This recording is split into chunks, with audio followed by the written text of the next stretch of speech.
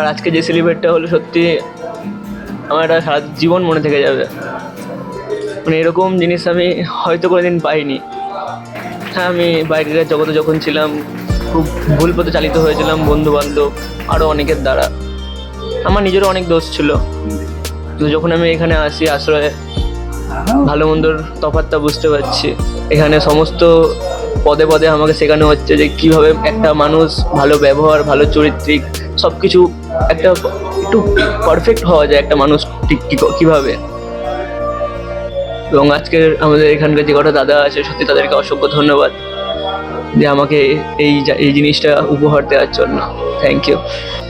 আমি তো মা, আমার তো খুবই ভালো লাগলো যে আমার ছেলেকে আমি সুস্থ স্বাভাবিকভাবে যে নিয়ে যাব, বা ও যে আজ সবার সাথে যে সেলিব্রেটটা করলো, কোনোদিন এইভাবে কারোর সাথে নিজের জন্মদিন ভালোভাবে সেলিব্রেট করে না। আজ আমার ছেলে যে সবার সাথে মিশছে, সবই আশ্রয়ের জন্য। তাই আশ্রয় পরিবারকে আমি ধন্যবাদ জানাই যে আমার ছেলেকে সুস্থভাবে জীবনযাপন করতে সাহায্য করে। আমারও ভীষণ ভালো লাগলো। এই গত 1 মাস আমার ভাই এসেছে এখানে, তো আজকে আমরা প্রথম দেখা করলাম ওর সঙ্গে। আর এই বিশেষ দিনে ওর সঙ্গে দেখা করতে পেরে আমাদেরও খুব ভালো লাগলো। আর ওকে যেরকমভাবে আমরা পাঠিয়েছিলাম যে মানসিকতায় বা যে অবস্থায়, সেখান থেকে অনেকটা বেটার আছে ওকে দেখে আমাদেরও খুব ভালো লাগছে, বা সবার সঙ্গে মিলেমিশে আছে সেটা দেখে আমাদের খুব ভালো লাগছে। আশা করি ওকে খুব ভালোভাবে আমরা এখান থেকে বাড়ি নিয়ে যেতে পারবো। নমস্কার, আমি নীলের জামাইবাবু।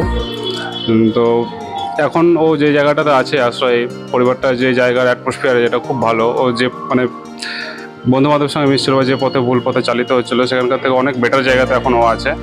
আশা করছি আশ্রয় পরিবার ওকে আরও বেটার দিনে আরও